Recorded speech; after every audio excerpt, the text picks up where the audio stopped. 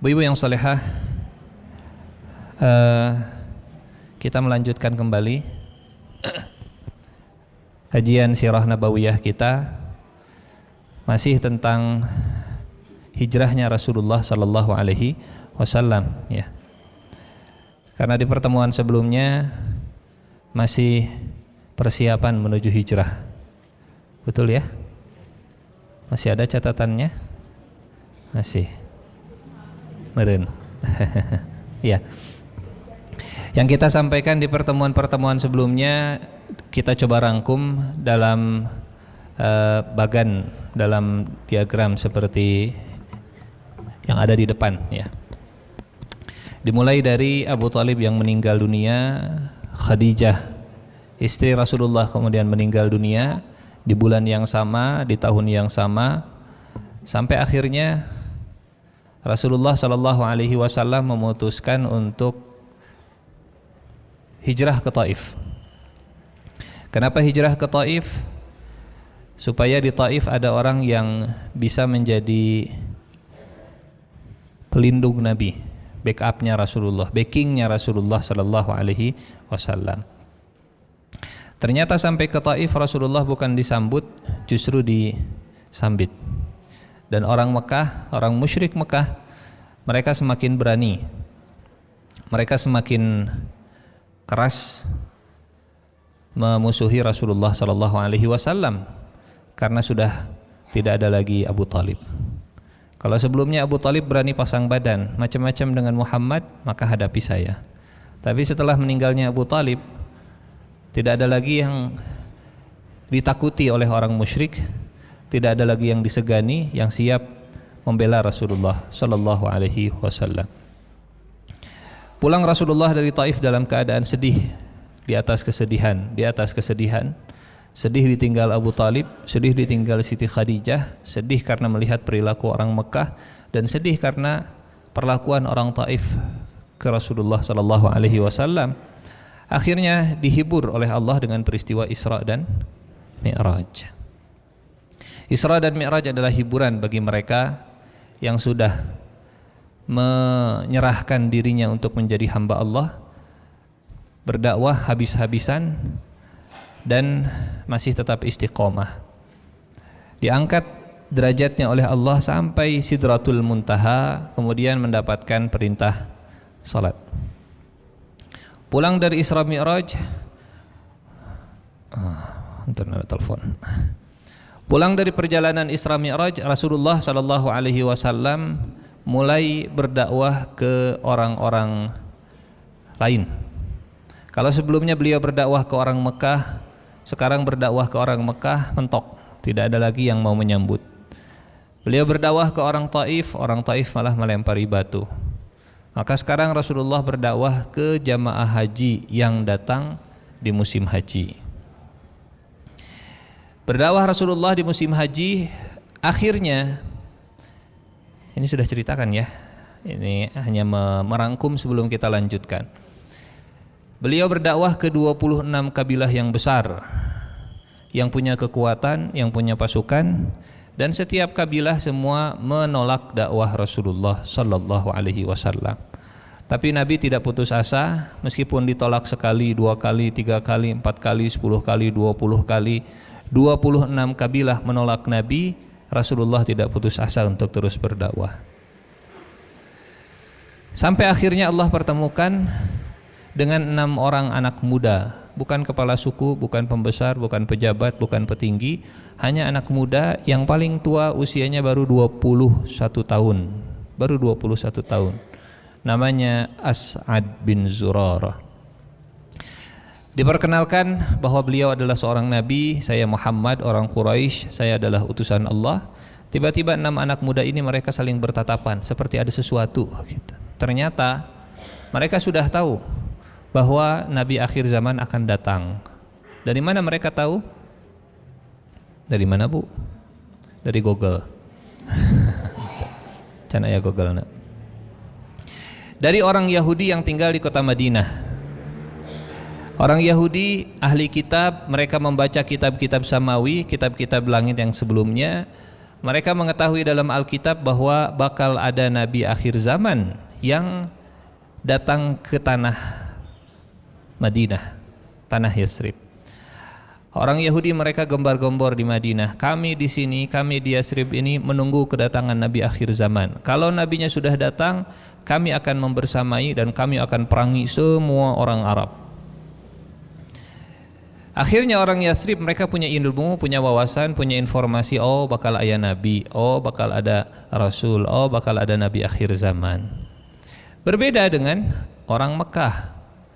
Kalau orang Mekah karena mayoritasnya musyrik, bukan ahli kitab, tidak pernah membaca, ummiyin, mereka tidak tahu bahwa di dalam Taurat, di dalam Injil ada banyak ciri-ciri nabi akhir zaman, tanda-tanda nabi akhir zaman. Karena orang Mekah tidak membaca, karena orang Mekah tidak tahu, maka mereka kaget saat ada manusia yang mengaku menjadi nabi, saat ada Muhammad sallallahu alaihi wasallam mengaku saya utusan Allah. Tapi berbeda dengan orang Madinah. Sehingga 6 orang pemuda Khazraj ini masuk Islam. 6 orang pertama yang masuk Islam dari Madinah Al-Munawwarah. Kata 6 pemuda ini, ya Rasulullah, silahkan datang ke negeri kami, ke Madinah. Kami siap menjaga, melindungi Anda. Kata Rasulullah, belum, kalian pulang dulu. Tahun depan datang lagi, silahkan berdakwah di kota Madinah dulu. Nah, baru sebentar ketemu Rasulullah sudah disuruh berdakwah. Ibu sudah berapa tahun ngaji? Seberapa tahun pengawasan? Iya. Nah, nanti mah gantian, ibu yang bicara di sini, saya yang dengarnya. Iya, betul. Semangatnya bukan hanya semangat untuk cari ilmu, tapi semangatnya juga harus ditambah dengan semangat menyampaikan ilmu. Walaupun cuma 1 ayat. Walaupun cuma 1 ayat. Apa yang membuat semangat mencari ilmu terus tinggi? Semangat mencari ilmu tetap tinggi kalau kita punya semangat menyebarkan ilmu. Kenapa? Karena kalau sudah ada pengeluarannya, pemasukannya pasti dicari. Kenapa semangat cari uang? Karena banyak cicilan. Karena banyak pengeluarannya, maka semangat cari pemasukannya, kan begitu. Kenapa semangat cari ilmunya? Karena semangat juga menyebarkan ilmunya. Asal ibu tahu, ini saya dengan ibu-ibu itu cuma beda beberapa waktu saja begitu. Saya juga belajar, saya bikin materinya, saya edit dan seterusnya, saya sampaikan. Dan saya juga masih terus belajar. Kalau sekarang belajar insya Allah dipermudah. Walaupun pas kuliah belajar, tapi tetap belajar deui begitu. Tidak pernah berhenti belajar. Semangat belajar karena kita punya semangat untuk mengajar, semangat cari ilmu karena kita punya semangat untuk menyampaikan ilmu. 6 pemuda mereka berangkat berdakwah. Tahun depan mereka balik lagi, datang 12 orang. Tadinya 6, tahun depan datangnya 12 orang. Dan 12 orang inilah yang kemudian disumpah oleh Rasulullah untuk setia menjalankan 6 hal. Dalam sejarah dikenal dengan sumpah Aqobah yang pertama atau Baiat Aqobah yang pertama. Apa isi sumpahnya? Isi sumpahnya 6 hal. Kalian 12 orang anak muda, jangan tinggalkan 6 hal ini. 1. Jangan tinggalkan. Ingat 6 hal ini. 1. Jangan berbuat syirik kepada Allah. Jangan menduakan Allah. 1. Yang kedua, jangan mencuri. Alla yasyrikna wala yasriqna jangan mencuri. Yang ketiga, jangan berbuat zina. La yasrikna. Yang keempat, jangan membunuh anak. Wala yaqtulna auladahunna. Yang kelima, jangan berdusta. Wala ya'tina bi buhtani yaftarinahu baina aydihinna wa arjulihin. Yang keenam, jangan durhaka kepada Rasulullah kalau ada perintah sallallahu alaihi wasallam. Pulang 12 orang ini, kata mereka, ya Rasulullah, hayu atuh ngiring. Bukan nawar gatra ala kita begitu ya. Ya Rasulullah, hayu atuh orang sarang. Padahal mobilna pinuh pada dadet. Padahal mengendong heula, padahal mah dan seterusnya. Ya Rasulullah, ayo ikut ke Madinah, ikut ke Yasrib. Kata Rasulullah, enggak, kalian pergi dulu, kalian pulang dulu ke Madinah, ke Yasrib, silahkan berdakwah. Tahun depan datang lagi ke sini. Dan Nah, saya akan perintahkan seorang sahabat membersamai kalian mengajarkan orang Madinah agama Islam. Siapa? Mus'ab bin Umair. Mus'ab bin Umair diutus. Kenapa Mus'ab yang diutus? Kasep. Betul. Kenapa Mus'ab yang diutus? Keluarganya kaya. Kenapa Mus'ab yang diutus? Karena ilmu agamanya mumpuni. Jadi kenapa Mus'ab yang diutus? Supaya Mus'ab bisa jadi representasi, etalase, gambaran. Islam teh siga Mus'ab kieu yeuh. Jadi orang tertarik, oh ternyata wajah Islam itu kasep. Oh orang Islam mah kararasep geuningan. Oh umat muslimah bararsih geuningan. Oh umat muslimah sarareungit geuningan wangi dan seterusnya. Karena orang lain akan melihat Islam dari muslim. Mereka akan belajar agama Islam dari muslim. Kalau melihat orang muslimnya kotor, oh Islam teh kotor, kan gitu paling. Kalau melihat muslimnya tidak disiplin, oh Islam teh tidak disiplin. Tapi kalau melihat muslimnya soleh, bager, beunghar, kasep, wangi, ideal lah pokoknya mah. Pasti mereka juga akan menilai, oh berarti Islam oge siga kitu. Yang diutus Mus'ab. Akhirnya tahun berikutnya, tahun pertama 6 orang, tahun kedua 12 orang, tahun ketiga, ini tahun terakhir sebelum akhirnya Rasulullah hijrah ke Madinah. Yang datang dari Madinah 75 orang. 6, 12, 75. Dan 75 orang inilah mereka yang kemudian disumpah oleh Rasulullah, dikenal dalam sejarah namanya Bai'at Aqobah yang kedua, Sumpah Aqobah yang kedua. Apa isi sumpahnya? Isi sumpahnya 3. Kalau tadi 6, sekarang 3. Apa saja yang 3? 1, kata Nabi, kalian siap untuk mendengarkan dan mentaati saya. Antubayi'uni ala sam'i wa ta'ah. Sami'na wa ata'na. Apa artinya sami'na wa ata'na? Artinya jadikan saya pemimpin kalian. Karena mendengarkan dan mentaati maksudnya saya pemimpin, kalian ikuti. Sami'na wa ata'na artinya saya pemimpin, kalian prajurit. Yang kedua, isi sumpahnya kalian siap untuk berinfak di jalan Allah. Bahasa lainnya begini, serahkan uangnya, saya yang mimpinnya. Kan kalau di zaman kita mah siapa yang punya uang, dia yang memimpin, begitu ya. Duitnya dari saya, ya saya juga yang mimpin lah. Kalau ini tidak. Rasulullah yang memimpin, Rasulullah yang kemudian mengelola infak mereka. Yang ketiga, kata Nabi, wa antamna'uni kama tamna'u nisa'akum wa auladakum. Isi sumpah yang ketiga, lindungi saya seperti kalian melindungi anak dan istri. Serahkan ketaatannya, serahkan hartanya, serahkan nyawanya, yuk. Kalau siap, saya hijrah ke Madinah. Deal, mereka tanda tangan, bahasa sekarang, mereka salaman, mereka sepakat, mereka siap. Akhirnya Rasulullah SAW memerintahkan para sahabat untuk berhijrah lebih dulu. Jung, para sahabat hijrah ti payun. Kenapa sahabat duluan yang berhijrah?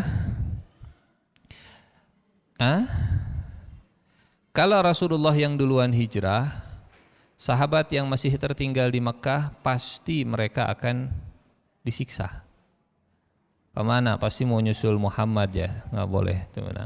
Tapi kalau Rasulullahnya masih di Mekah, sahabatnya pergi hijrah ke Madinah, kan yang paling diincar oleh orang Mekah siapa? Rasulullah Sallallahu Alaihi Wasallam. Jadi sahabat duluan. Kalau ada sesuatu yang paling beresiko, maka Rasulullah yang paling besar resikonya, para sahabat yang duluan. Itulah contoh pemimpin yang terbaik. Kalau evakuasi, misal kapal karam mau tenggelam, siapa duluan yang naik sekoci? Pemimpinnya atau rakyatnya dulu? Misal ini lagi naik kapal, kapalnya karam, bocor, tenggelam, ada sekoci. Siapa duluan yang naik sekoci? Anak-anak, ibu-ibu dulu atau pemimpinnya dulu? Ah, tah gitulah kurang lebih banyak.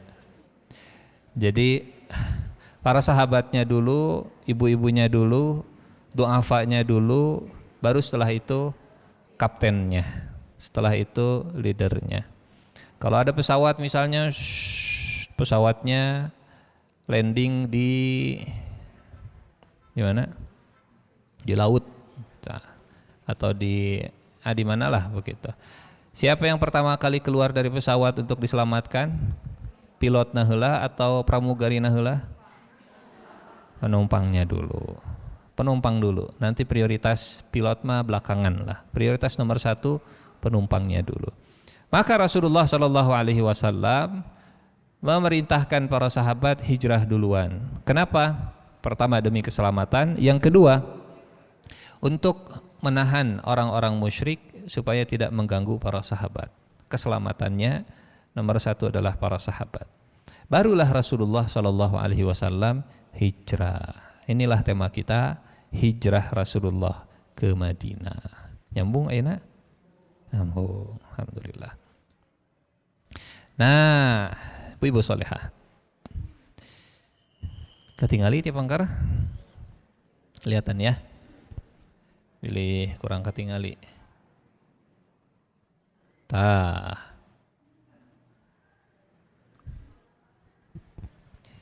Kaosnya kebaca insyaallah.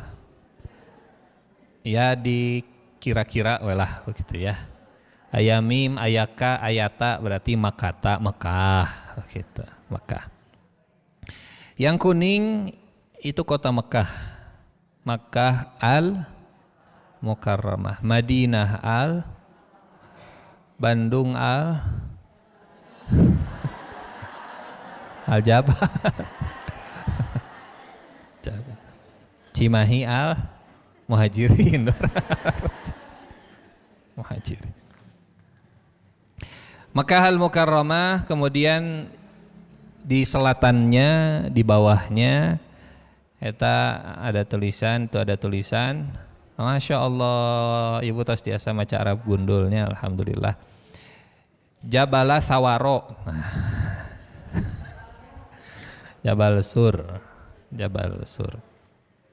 Jadi ternyata Jabal Sur itu ada di selatan Mekah.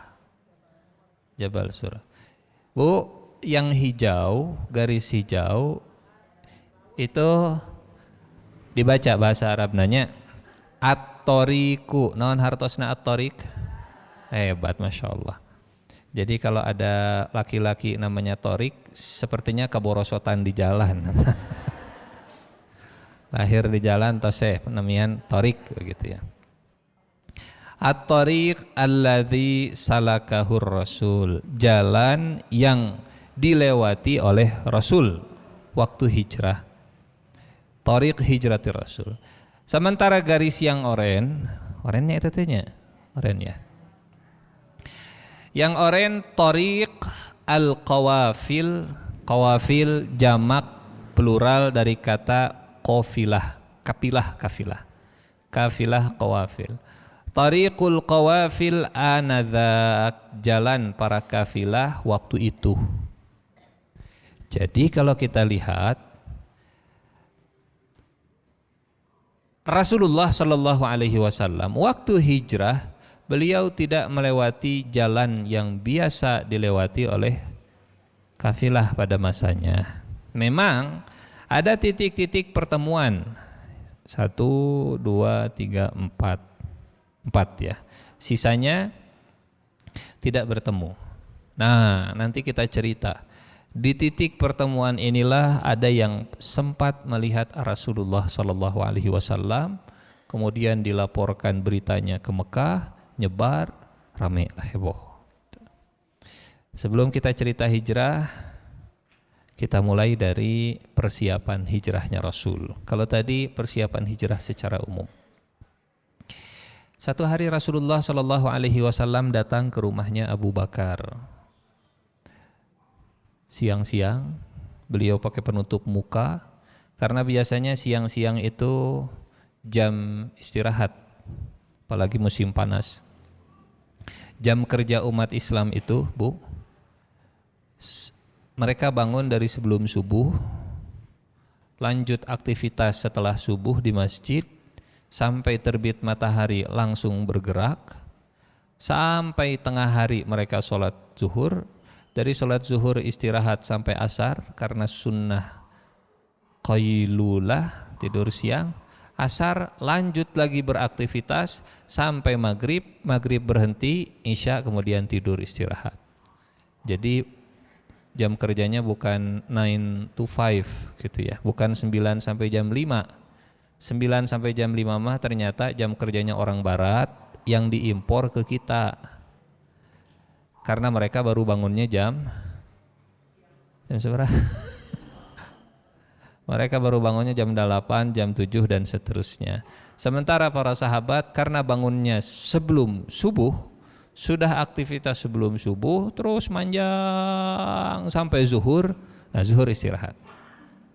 Istirahat sampai asar, apalagi kalau musim panas, istirahat sampai ke asar, tidur siang, asar aktivitas lagi sampai maghrib, maghrib kemudian pulang ke rumah.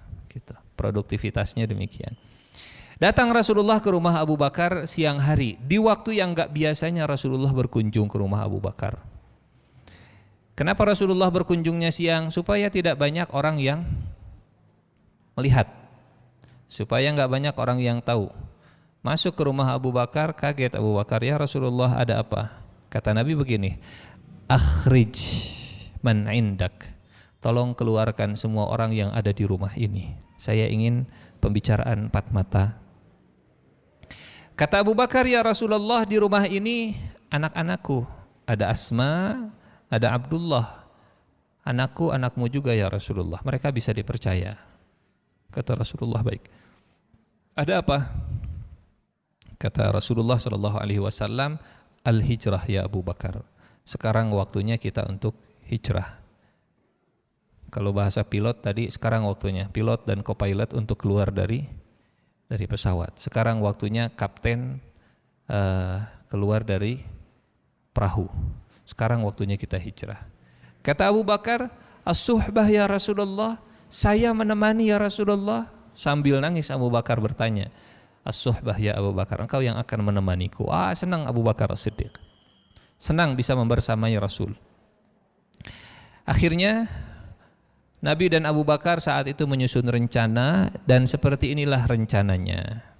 Pertama, untuk pengalih perhatian, Rasulullah memanggil Ali bin Abi Thalib tidur di kamarnya Nabi, supaya orang-orang musyrik kalau mereka dikira, dianggap, oh Muhammad masih tidur di kamarnya, masih ada, enggak kemana-mana. Satu. Yang kedua, Asma binti Abu Bakar, tugasnya Asma mengantarkan makanan. Kemana? Kemana Bu? Ke Madinah? Anes. Ke Jabal Sur. GoFoodna lah. Ya kalau sekarang catering lah, catering mungkin ya, cateringnya. Asma untuk catering. Kenapa Asma yang dipilih? Kenapa Asma? Kenapa perempuan yang dipilih? Karena Asma sedang hamil 7 bulan. Kenapa yang sedang hamil 7 bulan yang dipilih? Karena badannya besar. Kenapa yang badannya besar yang dipilih? Supaya kalau menyembunyikan makanan nggak ketahuan. Itulah kelebihan berbadan besar, bisa aman kalau menyembunyikan makanan. Tapi betul begitu. Dan supaya orang tidak menyangka maknya hamil 7 bulan naik turun gunung. Asma yang dipilih. Asma bagaimana? Siap? Siap ya Rasulullah. Asma tahu tujuannya, Asma tahu tempat sembunyinya, dan Asma bisa menjaga kerahasiaannya. Hebatnya Asma itu bisa menjaga kerahasiaan. Teu kieu. Apal teu. Tapi yang rahasianya tong beja-beja. Rahasia tong beja-beja. Naon rahasiana? Tapi tong beja-bejanya. Rasulullah teh lagi sembunyi di gua Sur, tong beja-bejanya. Wah, jadilah rahasia publik. Tama orang. Asma mah tidak. Abdullah bin Abu Bakar, anaknya Abu Bakar, umurnya di bawah 10 tahun, dikasih tugas cari informasi. Abdullah kalau siang-siang keliling di kota Mekah, keliling di sekitar Ka'bah, ikut mendengarkan obrolan orang Mekah. Nanti malam, setiap malam tolong datang ke Gua Sur, laporan. Hot topiknya, hot isunya, hashtag yang sedang rame di kota Mekah, pembicaraan orang Mekah, sampaikan ke Rasulullah di Gua Sur. Kenapa Abdullah yang dipilih? Karena masih kecil. Kenapa yang masih kecil yang dipilih? Supaya tidak disangka ternyata anak sekecil itu jadi mata-mata buat Rasulullah. Tidak nyangka bahwa ternyata telinganya terbuka, telinganya mendengar, dan fisiknya kuat untuk naik ke Gua Sur. Ada yang pernah naik ke Gua Sur, Bu? Belum. Nanti kita hajian sama-sama naik ke Gua Sur insyaallah ya. Gua Sur itu kalau naik santai perjalanan sekitar 2,5 jam. Paling enak memang kalau naik gunung tuh sebelum subuh, pas di puncak, pas subuh, dan tunggu sampai sunrise sampai terbit matahari. Ya kan betulnya bacanya sunrise ya. Sunrise kan? Sunrise. Si salah. Sun artinya matahari, rice artinya nasi gitu. Jadi pas aya matahari kudu aya sangu. Sarapan cek urang. Sunrise. Nanti setelah itu baru turun gitu. Jadi supaya tidak terlalu siang, tidak terlalu panas. Naiknya 2 jam, 2,5 jam lah kalau lebih santai lagi. Turun memang bisa lebih cepat, 5 menit bisa, asal salah yang ambulannya dihanap. Anak kecil usia 10-an tahun kurang bolak-balik dari Mekah mengumpulkan informasi. Itu tugasnya Abdullah bin Abi Bakar. Kemudian Amir bin Fuhairah, budaknya Abu Bakar, dikasih tugas semua jejak yang mengarah ke Gua Sur, ke Gunung Sur harus dihapus. Bagaimana cara menghapus jejaknya? Bukan pakai sapu nyere atau ini. Kau mau panghapus? Kau mau pakai kaki gitu-gitu. Ditugaskan oleh Abu Bakar supaya Amir bin Fuhairah menggembala domba. Pokoknya gembala domba supaya jejak kaki manusia tertutup jejak kaki domba. Kalau jejak kaki manusia curiga, kalau jejak kaki domba nggak akan curiga, karena dulu kalau orang menggembala domba nguriling we ka mana. Amir bin Fuhairah penghapus jejak, dan Abdullah bin Uraiqit, ini orang musyrik, Abdullah bin Uraiqit diminta untuk menjadi guide Google Maps-nya zaman Kiwari, orang musyrik. Kenapa menyewa seorang guide? Kenapa menyewa pemandu perjalanan? Karena Abdullah bin Uraiqit tahu jalan ke Madinah yang tidak diketahui oleh orang Mekah. Nah, jalur yang hijau inilah jalurnya Abdullah bin Uraiqit. Jadi ibu-ibu yang salehah, sebelum Rasulullah hijrah, beliau menyiapkan strateginya dan persiapannya dengan sempurna. Menyiapkan segala sesuatu dengan baik, termasuk sunnah Rasulullah sallallahu alaihi wasallam. Nabi itu orang yang, kalau kata orang zaman sekarang kan, planningnya harus jelas, diorganisirnya harus rapi, pas aksinya juga dia harus benar sesuai rencana. Setelah itu nanti dikontrol, dievaluasinya juga harus kuat. POAC ya, kita POAC ya. Rasulullah bikin rencana. Rasulullah tidak dadakan. Karena kalau dadakan pasti tengahnya bolong. Siga tahu bulat. Tahu bulat digoreng dadakan, tengahnya jadi kosong gitu. Nah, sepakat dengan Abu Bakar, direncanakan, dikumpulkan orang-orangnya, PIC-nya sudah jelas, person in charge-nya siapa yang bertanggung jawab, waktunya sudah ditentukan. Pulanglah Rasulullah Shallallahu Alaihi Wasallam, panggil Ali, ceritakan. Dan saat itu, di saat yang sama, orang musyrik Mekah mereka juga sedang meeting. Apa meetingnya? Kita harus bunuh Muhammad. Mumpung tidak ada lagi Abu Talib, mumpung tidak ada lagi yang bisa membelanya, mumpung tidak ada lagi istrinya, mumpung mudah untuk kita jangkau, kita bunuh. Oke? Tapi masalahnya begini, kalau Muhammad kita bunuh, pasti kabilah Bani Hashim mereka akan menuntut kita. Mereka akan minta diat, mereka akan ngajak perang. Solusinya bagaimana? Kata orang musyrik Mekah, begini saja. Kumpulkan 10 orang algojo, anak muda, tinggi besar, keker, jagoan perang, 10 orang dari kabilah yang berbeda-beda.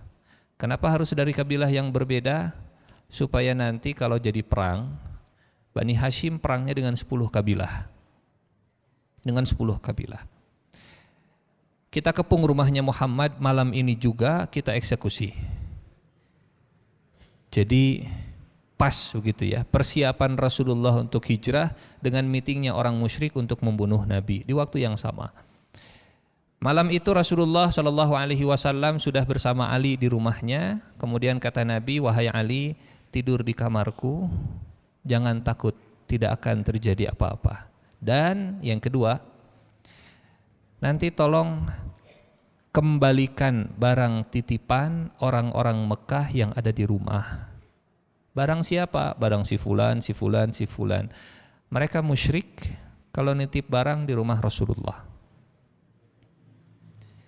Mereka percaya barang tidak akan hilang kalau dititip di rumah Rasulullah.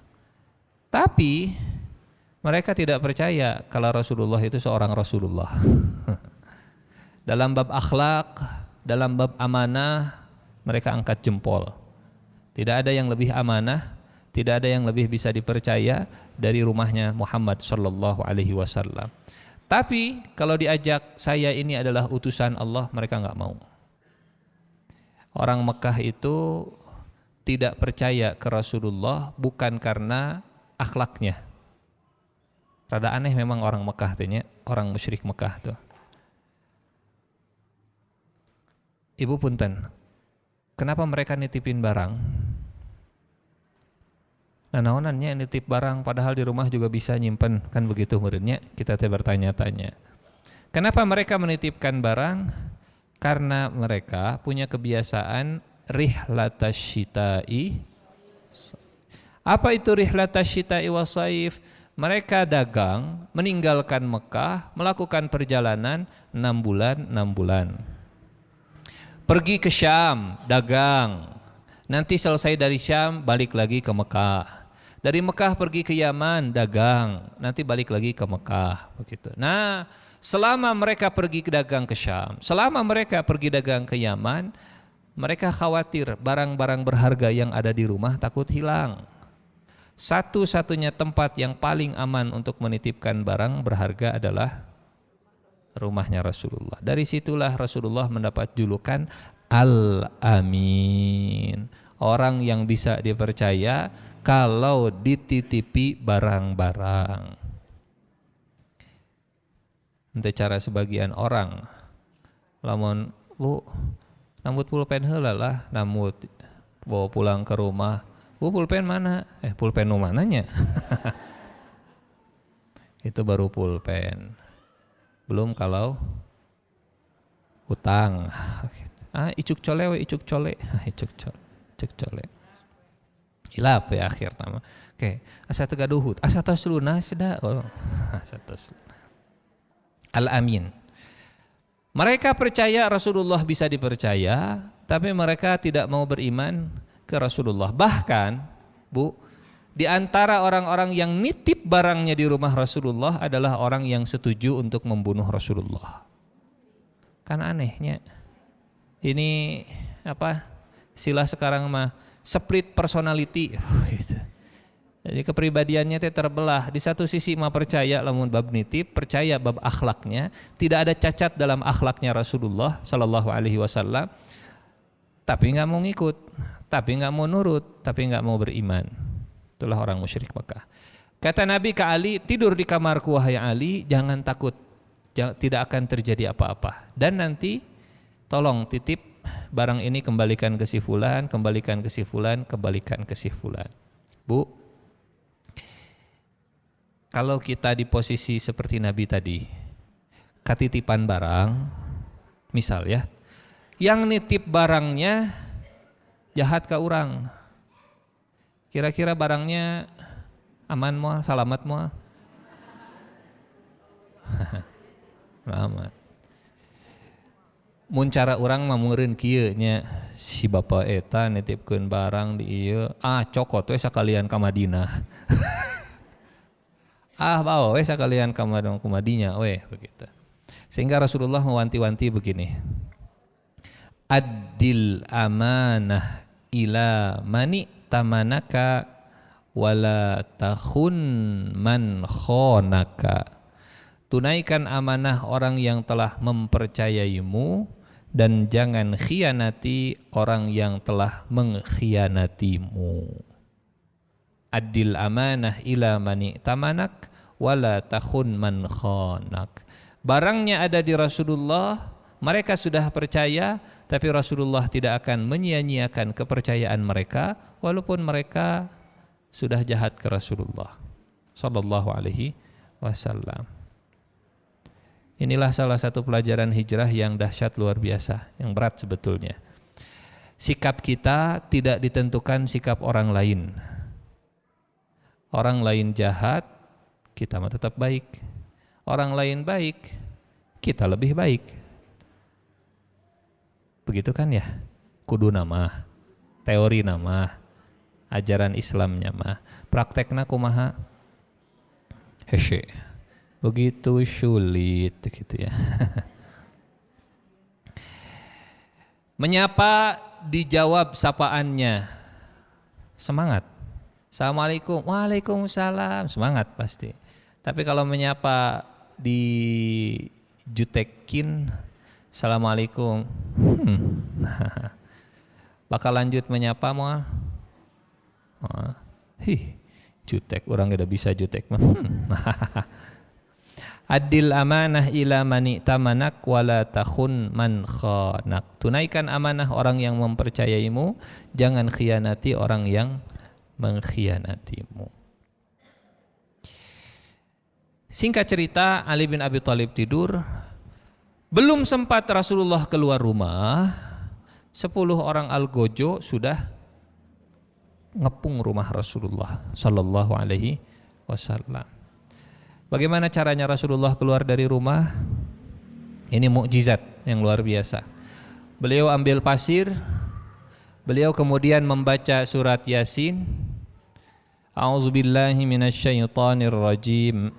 Bismillahirrahmanirrahim. Itu sadayana itu.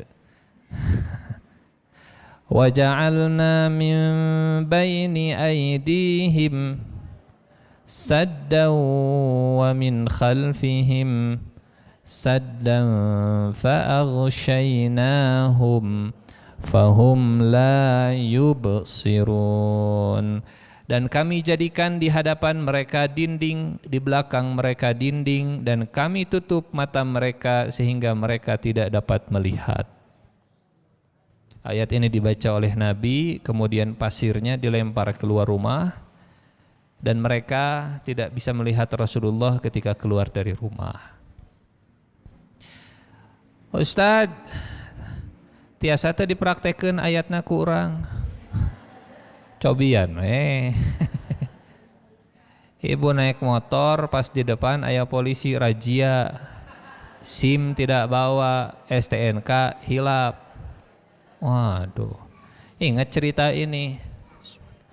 Wa ja'alna min bayni aydihim sadda wa min khalfihim sadda fa aghshaynahum fahum la yubsirun. Bari deg-degan.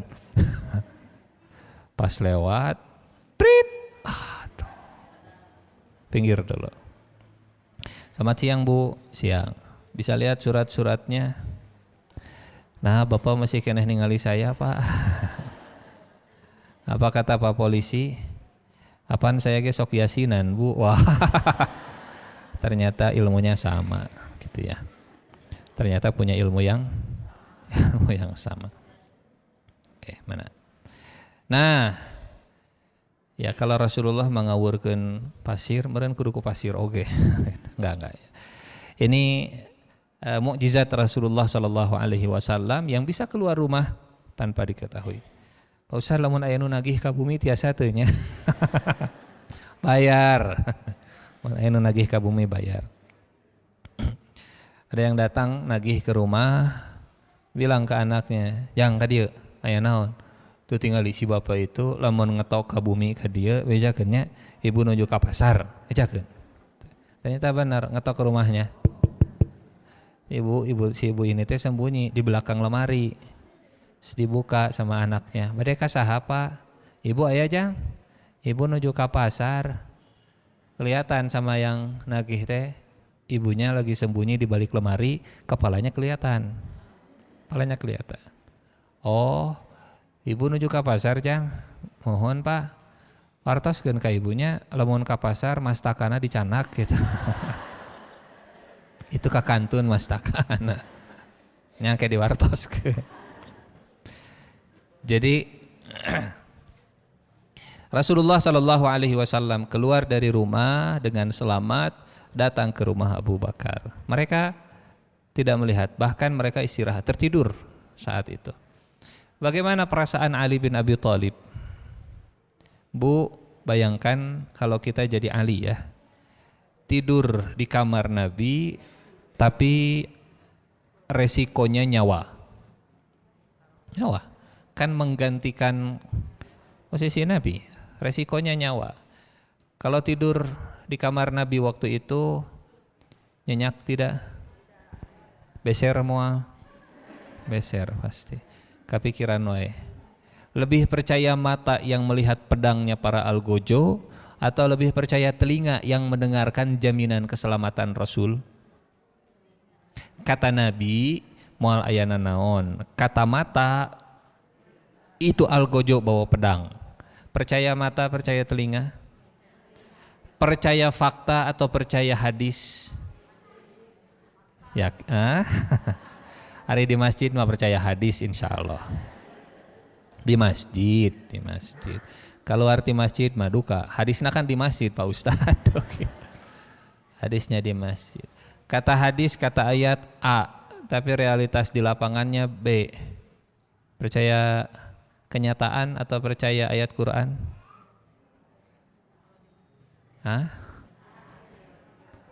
Ya itulah. Ali bin Abi Thalib pernah ditanya, "Wahai Ali, gimana perasaan waktu tidur di kamar Nabi?" Kata Ali begini, "Saya tidak pernah tidur senyenyak waktu di kamarnya Nabi. Bukan karena itu kamarnya calon mertua, bukan. Tapi karena Ali bin Abi Thalib yakin tidak akan terjadi apapun. Walaupun di luar itu algojo hungkul bawa pedang, tidurnya nyenyak begitu. Sampai akhirnya para algojo ini masuk, nerobos rumah Nabi, didobrak. Pas mereka datang ke kamarnya Rasulullah, dibuka spraynya, dibuka selimutnya, pedangnya itu sudah dihunus. Pas dibuka ternyata Ali bin Abi Thalib. Ali bin Abi Thalib tenang. Karena iman itulah yang melahirkan ketenangan hati. Percaya ke Rasulullah, percaya ke Allah, hati akan tenang. Insya Allah. Dan Ali bin Abi Thalib masih hidup. masih hidup. Benar apa kata Rasulullah, nggak akan terjadi apa-apa. Mereka pulang, mereka cari, ditanya, Ali, kau tahu di mana Muhammad? Saya tidak tahu, kemana perginya. Yang tahu di mana Rasulullah Sallallahu Alaihi Wasallam cuma 3 orang, 4 lah menurutnya. Asma karena bolak-balik mengantar makanan, Abdullah karena bolak-balik menyampaikan informasi, kemudian Abdullah bin Uraiqid karena nanti janjian untuk menjemput di sana. Yang ketiga Amir bin Fuhairah karena tugasnya menghapus jejak. Akhirnya 10 orang Al-Gojo ini mereka keluar cari jejak. Dan mereka kehilangan jejak karena sudah dihapus jejaknya oleh Amir bin Fuhairah. Nah, datang Rasulullah ke rumah Abu Bakar, kemudian Abu Bakar pergi dengan Rasulullah naik ke atas Gua Sur. Ada yang tahu usia Rasulullah berapa tahun waktu itu? Berdakwah di Mekah dari usia 40.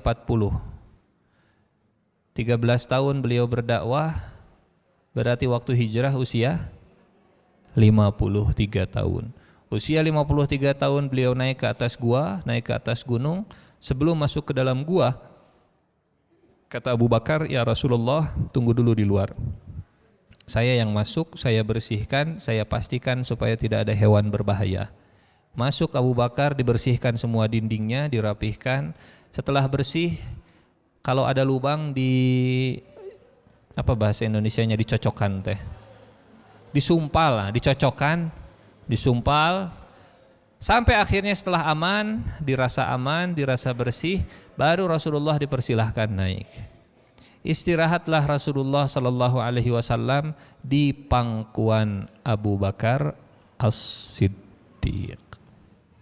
Nabi istirahat di pangkuan Abu Bakar. Bu, Abu Bakar siapanya Nabi? Sahabat sekaligus mertua. Karena sebesan mertua.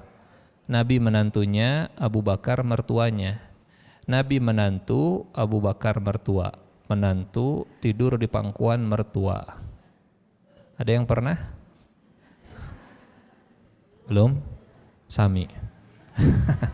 Sami. Tapi ini jadi contoh teladan dari Nabi buat saya dan buat kita, bahwa kalau menantu dan mertua sudah sangat baik hubungannya, bisa tiduran di pangkuannya. Ibu pernah, Bu? Atau ibu yang punya menantu gitu, kadia teh sok di dia. Naon Bu, orang alaan kutuna. Jadi ngalaan kutu. Tidur di pangkuan Rasulullah, tidur Rasulullah di pangkuan Abu Bakar. Tiba-tiba, ini cerita yang masyhur ya. Di ujung kakinya Abu Bakar beliau melihat ada lubang yang ternyata belum sempurna, keluar hewan berbahaya, kalajengking, ditutup jempolnya Abu Bakar.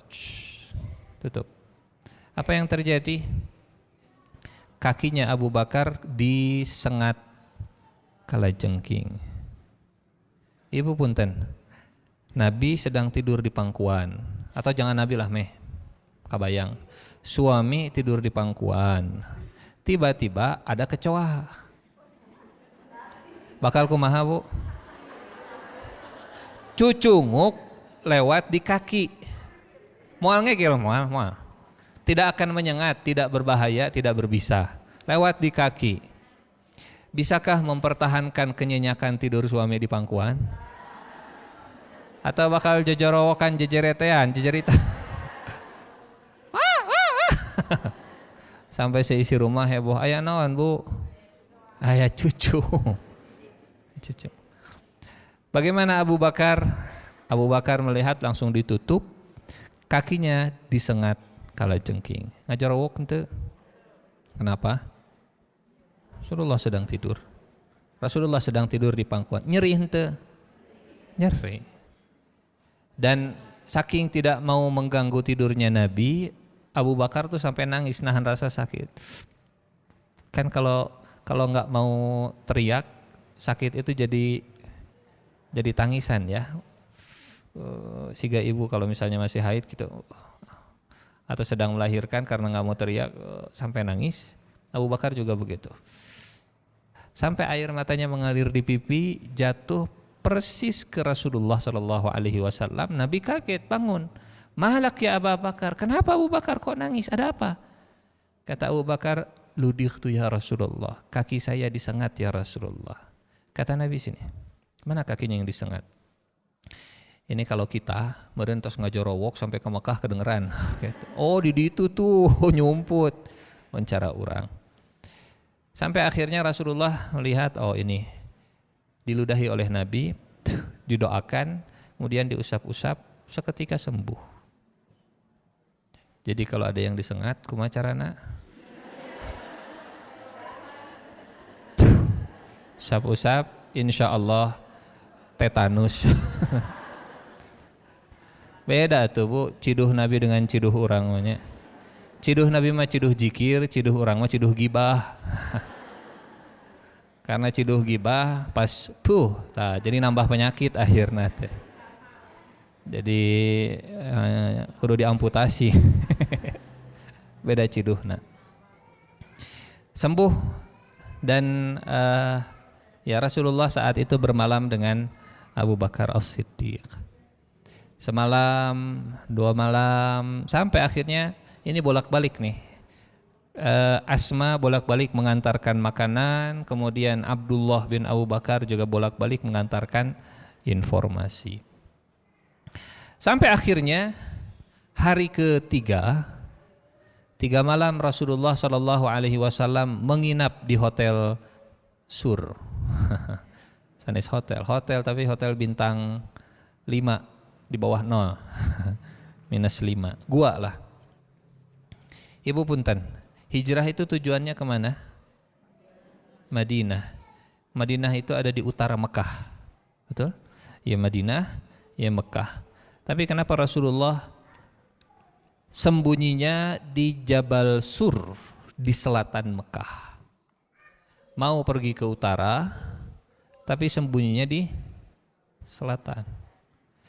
Kan kalau kita mau ke Jakarta, minimal kita kalau transit di rest area 87 gitunya, atau 88 atau 77, sudah kaditu nama meureun naik jembatan layang.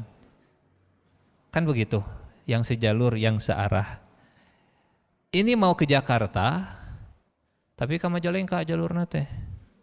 Ka Cileunyi heula, Cisumdawu, terus ka luhur, ketemu tol Pantura, ketemu tol Cipali, belok kiri ke Jakarta, kurang lebih begitu. Kenapa Rasulullah mau ke utara ke selatan dulu? Sama, bagian dari strategi. Supaya orang-orang musyrik Mekah tidak menyangka ngapain orang mau ke utara tapi ke selatan dulu, dan nginepnya 3 hari 3 malam supaya orang-orang musyrik Mekah itu mikir, oh kalau sudah 3 hari 3 malam dari kehilangan di rumah mah sepertinya mah sudah jauh, padahal didinya keneh, padahal masih tidak jauh dari Mekah. Muncullah istilah hari ini begini, tempat sembunyi yang paling aman justru tempat sembunyi yang paling dekat dari keramaian. Itunya. Sekarang kan begitu, tempat sembunyi yang paling aman justru tempat sembunyi yang ada di tengah keramaian. Orang nggak nyangka kalau sembunyinya di tengah ramai gitu. Jabal Sur, lihat jaraknya masih sangat dekat, cuman 3-5 kilo dari Mekah. Rasulullah sembunyinya 3 malam. Kalau 3 malam meureun perjalanan teh dianggapnya sudah jauh dari Mekah, padahal masih didinya keneh. Pertanyaannya begini Bu, apakah Rasulullah takut? Cung, yang bilang Rasulullah takut ngecung, pengen ngacung si nerakanya. Kalau Rasulullah yakin, kalau Rasulullah berani, kenapa Rasulullah sembunyi? Nah, inilah yang diajarkan oleh Nabi, perpaduan antara keyakinan kepada Allah digabungkan dengan ikhtiar duniawinya. Ibu, Rasulullah kalau perang pakai baju perang atau tidak? Pakai baju besi atau tidak? Rasulullah takut atau tidak? Takut mati tidak? Nah, tuh hari tidak takut mati mah pakai baju perang. Nah, sehingga para sahabat menyimpulkan, para ulama menyimpulkan begini, Nabi kalau sedang ikhtiar, ikhtiarnya itu seperti yang tidak akan bertawakal. Dan kalau sudah tawakal, tawakalnya itu seperti yang tidak perlu lagi dengan ikhtiar. Jadi pas ikhtiar 100%, pas bersandar bergantung kepada Allah, bersandarnya juga 100%. Nanti setengah-setengah, ikhtiar setengah, tawakalnya setengah. Ini maksimal, ini maksimal. Dalam ikhtiarnya Nabi yang begitu sempurna, begitu luar biasa, tapi Nabi yakin bahwa Allah tidak akan menyia-nyiakannya. Nabi di jalan Allah, Nabi mengikuti perintah Allah, Nabi yakin Allah tidak akan membiarkan, tapi Nabi usahanya maksimal. Ibu punten, sekarang kita lihat. Kalau ini Mekah, di atasnya Madinah, Masjidil Aqsa ada di mana, Bu? Iya Mekah. Iya Madinah, Masjidil Aqsa ada di mana? Di luhur nadai, semakin ke utara, betul? Kemarin waktu Rasulullah Isra Mi'raj dari Masjidil Haram ke Masjidil Aqsa, Allah kasih kendaraan namanya Buraq. Semalam bisa bolak-balik PP. Kenapa ketika hijrah Allah tidak ngasih Buraq? Meh tereh begitu. Meh tereh. Malam-malam Buraq datang, sok neng. Oh, beres. Sampai di Madinah. Pagi-pagi para sahabat di Madinah bangun, nah ya Rasulullah muhun sawangi. Naik naon? Naik Buraq, macet lancar. Kemarin Isra Mi'raj dikasih Buraq. Kenapa waktu hijrah tidak dikasih Buraq? Kenapa, Bu? Karena dalam Isra Mi'raj ini perjalanan mukjizat yang mungkin tidak akan terulang lagi. Tapi kalau perjalanan hijrah, ini perjalanan yang mungkin bakal terulang kepada umat Rasulullah sallallahu alaihi wasallam. Maka kalau terulang supaya bisa diteladani, Allah bukan membiarkan ya. Allah memberikan menakdirkan perjalanan hijrah itu perjalanan yang memang benar-benar perjalanan manusia biasa. Naik onta, sembunyi, pengalihan perhatian, hapus jejak, pakai jalur yang berbeda, nginep dulu 3 malam dan seterusnya. Sampai akhirnya setelah 3 malam Rasulullah SAW keluar dari Gua Sur. Karena kalau sudah 3 hari 3 malam beritanya sudah mulai turun begitu ya, sudah tidak terlalu heboh lagi, sudah tidak jadi hot topic, tidak jadi viral. Turun beritanya, turun Rasulullah dari Gua Sur, ketemu dengan Abdullah bin Uraiqit, musyrik. Apa hikmahnya Rasulullah pakai guide yang musyrik? Kalau kita pakai Google Maps, apa hukumnya, Bu? Hukumnya sama seperti hukum Rasulullah waktu hijrah pakai Abdullah bin Uraiqit yang musyrik. Yang musyrik. Berangkatlah Rasulullah SAW jalan naik onta bertiga, Abu Bakar, Nabi, Abdullah bin Uraiqit. Abu Bakar itu waktu hijrah nggak tenang. Kadang Abu Bakar baju ke depan, oh miheulaan. Kita mau kemana Abdullah? Kita mau ke depan. Abu Bakar duluan. Setelah dari depan, Abu Bakar mundur ke belakang. Saya mundur dulu ke belakang. Dari belakang kemudian Abu Bakar ke kanan, jauh ke kanan. Jadi gitu muih, mutar. Beredar di sekitar Rasulullah dan terus maju. Sampai Rasulullah kemudian nanya, Abu Bakar, kenapa? Kata Abu Bakar, ya Rasulullah, saya khawatir di depan ada yang akan mencegat, saya ke depan duluan, biar saya yang menghadapinya. Saya khawatir tiba-tiba dari kanan ada yang mengejar, saya ke kanan. Saya kepikiran jangan-jangan dari kiri, saya ke kiri gitu. Tapi ada satu peristiwa ini penting untuk diceritakan juga ya, sebelum turun dari Gua Sur. Bu, Waktu Abu Bakar dan Rasulullah sedang istirahat, tiba-tiba mereka mendengar ada derap langkah kaki dari bawah naik ke atas, ada suara-suara naik ke atas. Akhirnya Rasulullah dan Abu Bakar sembunyi di dalam gua. Ternyata yang datang, yang naik ke atas gua Sur itu, ke Gunung Sur itu, pasukannya Abu Jahal. Ibu punten, strategi Rasulullah waktu hijrah perfect tidak? Sempurna tidak? Sempurna. Sangat sempurna dari ukuran manusia ya, secara ukuran manusiawi luar biasa. Tapi ternyata dalam kesempurnaan strategi Rasulullah, rencana Rasulullah, Abu Jahal sampai ke puncak Gunung Sur, kakinya itu ada di mulut Gua Sur. Jadi Gua Sur itu kalau mau masuk, posisinya ada di bawah si lubangnya itu. Ini Abu Jahal dan pasukannya sudah, kakinya itu sudah nginjak mulut gua. Abu Bakar dan Rasulullah di bawah melihat ke atas. Kata Abu Bakar bisik-bisik begini, ya Rasulullah, seandainya mereka melihat ke bawah, mereka pasti melihat kita. Mereka begini, padahal ada lubang di bawah. Di bawah situ ada Rasulullah dan Abu Bakar. Abu Bakar bisik-bisik, ya Rasulullah, lau nadhara ahaduhum ila tahti qadami la ra'ana. Kalau mereka melihat ke bawah, mereka melihat kita. Tegang tidak, Bu? Kalau kita di situ bakal kesangan wal. Panik nggak? Panik nggak? Ya panik lah, masa enggak? Panik. Abu Bakar juga sama. Disinilah bukti kalau Rasulullah itu tidak takut, Rasulullah tidak panik, bahkan Rasulullah yang menenangkan Abu Bakar As-Siddiq. Kata Rasulullah ke Abu Bakar begini, bisik-bisik, ya Abu Bakar, ma zannuka bisnain, Allahu salisuhuma, la tahzan, innallaha ma'ana.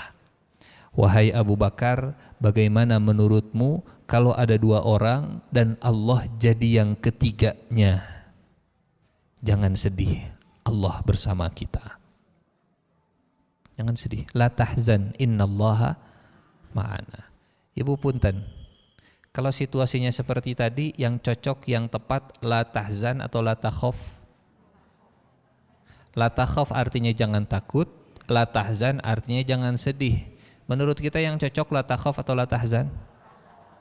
Kenapa Rasulullah bilangnya la tahzan?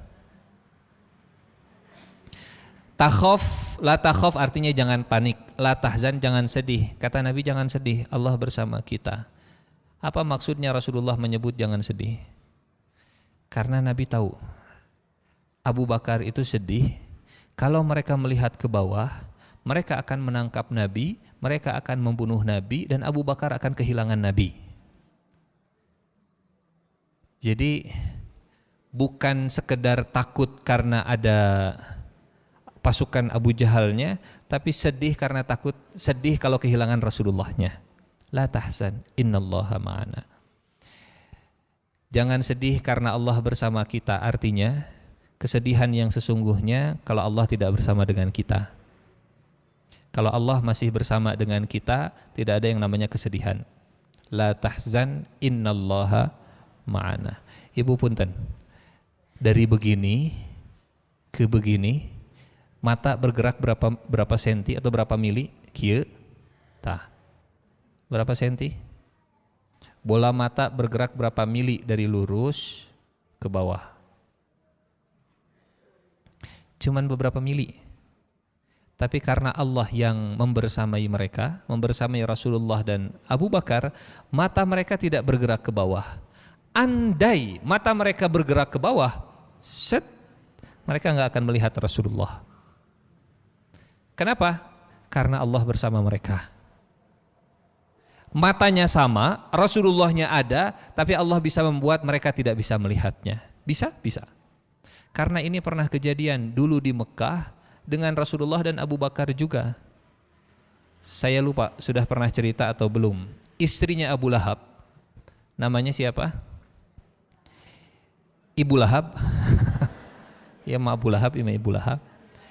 Ummu Jamil, waktu turun surat Al-Lahab, wa imra'atuhu hammalatal hatab fi jidha hablum mim masad, dan istrinya Abu Lahab itu pembawa kayu bakar yang di lehernya ada tali dari sabut, marah karena merasa dihinakan begitu. Ngambil batu kemudian keliling kota Mekah. Siapa yang lihat Muhammad? Siapa yang lihat Muhammad? Kata orang-orang tuh ada di Mekah, ada di Ka'bah, berduaan dengan sahabatnya Abu Bakar. Ketemu dengan Abu Bakar, ditanya, "Hai Atiq," nama panggilan Abu Bakar. "Hai Atiq, aina sahibuk? Mana sahabatmu? Mana Muhammad?" Padahal ada di sampingnya. Tapi istrinya Abu Lahab, Ummu Jamil, enggak melihat Rasulullah. "Mana sahabatmu?" Kata Abu Bakar As-Siddiq, "Memang engkau tidak melihatnya? Engkau tidak tahu? Saya enggak melihat Muhammad, mana sahabatmu?" Abu Bakar diam. Padahal ada di sampingnya. Kata Abu Bakar, "Apa yang kau lakukan kalau engkau bertemu dengan Muhammad?" "Saya akan pukul kepalanya dengan batu ini karena dia sudah menghina saya dengan kalimat wa imra'atuhu hammalatal hatab fi jidha hablum mim masad." Akhirnya pergi. Kata Abu Bakar, "Ya Rasulullah, dia tidak melihatmu?" Kata Rasulullah, "Allah menghalangi pandangannya dari melihatku." Matanya sama, Abu Bakar dan Rasulullah ada di tempat yang sama, tapi Abu Bakar terlihat, Rasulullah tidak terlihat. Jadi yang membuat manusia tidak melihat aib kita, walaupun sudah tahu tentang kita, hanya Allah Subhanahu wa ta'ala. Kita punya aib, kita punya cacat, kita punya kekurangan, orang dekat dengan kita, orang melihat kita, tapi kalau Allah bersama dengan kita, ditutup aib kita, walaupun mereka melihat, mereka nggak akan melihat. Betul? Sama kan begitu? Bukan karena nabinya, tapi karena Allahnya. Karena Allahnya. Inilah, Pak Ustadz, kumaha carana, bagaimana caranya supaya bisa begitu? Orang melihat, tapi mereka nggak bisa melihat. Orang melihat kita, tapi mereka nggak bisa melihat tentang kita, gitu, diri kita. Istighfar. Karena istighfar itu secara bahasa, istighfar itu artinya kita minta ditutup oleh Allah Subhanahu wa ta'ala. Ghafara yaghfiru artinya menutup sesuatu. Ghafara yaghfiru artinya menutup sesuatu. Dulu yang namanya petani, kalau menyimpan petani itu dia punya bibit, dia punya biji, dia gali tanah, kemudian bijinya disimpan di dalam tanah dan dikubur. Dulu petani disebutnya ghafir. Ghafir itu artinya yang suka menutup biji di dalam tanah sehingga nggak kelihatan orang lain. Bijinya ada padahal tapi tertutup tanah. Allah punya nama Al-Ghafir, Al-Ghafur, Al-Ghaffar, yang artinya Maha Penutup aib, Maha Penutup kesalahan, Maha Penutup kekurangan-kekurangan kita. Jadi kata Rasulullah sallallahu alaihi wasallam ke Abu Bakar, "La tahzan, innallaha ma'ana." Dan ayat inilah yang kemudian, kalimat inilah yang kemudian diabadikan oleh Allah Subhanahu wa ta'ala di dalam Al-Quran. Kita bisa lihat dalam surat At-Taubah, surat ke-9 ayat ke-40. Illa tansuruhu faqad nasarahu Allah. فقد نصره الله إذ أخرجه الذين كفروا ثاني اثنين إذ هما في الغار إذ يقول لصاحبه لا تحزن إن الله معنا فأنزل الله سكينته عليه وأيده بجنود لم تروها وجعل كلمة الذين كفروا السفلى وكلمة الله هي العليا والله عزيز حكيم. Kalau kalian tidak menolong Muhammad sallallahu alaihi wasallam, sungguh Allah telah menolongnya ketika orang-orang kafir musyrik mengusirnya dari Mekah, sedangkan dia salah seorang dari dua orang ketika keduanya berada di dalam gua, Abu Bakar dan Rasulullah ketika di dalam gua. Waktu itu dia berkata kepada temannya, Rasulullah berkata kepada Abu Bakar, la tahzan innallaha ma'ana. Jangan sedih, Allah bersama kita. Berdua terpojok di dalam gua, kalau Allah bersama mereka, pasukan Abu Jahal pun tidak bisa menemukannya. Siapa yang bersama Allah pasti dia menang, walaupun dia terpojok. Siapa yang bersama Allah pasti dia unggul, walaupun dia lemah. Siapa yang bersama Allah, dia pasti selamat, walaupun dia sudah terdesak. La tahzan innallaha ma'ana. Maka karena Allah bersama mereka, Allah menurunkan ketenangannya, bukan keterangan. Sakinah artinya ketenangan. Maka Allah menurunkan ketenangannya kepada Muhammad dan membantunya dengan tentara yang tidak terlihat. Apa tentaranya? Tentara Allah bisa macam-macam. Ada yang menyebut karena di lubang tersebut ada sarang burung, karena di lubang tersebut ada sarang laba-laba. Begitu. Intinya, kalaupun mereka melihat ke bawah, mereka tidak akan bisa melihat Rasulullah sallallahu alaihi wasallam. Ibu-ibu yang salehah, peristiwa yang sama terjadi bukan hanya kepada Nabi Muhammad, terjadi juga kepada Nabi Musa alaihi salam. Nabi Musa kondisinya seperti Rasulullah, terdesak.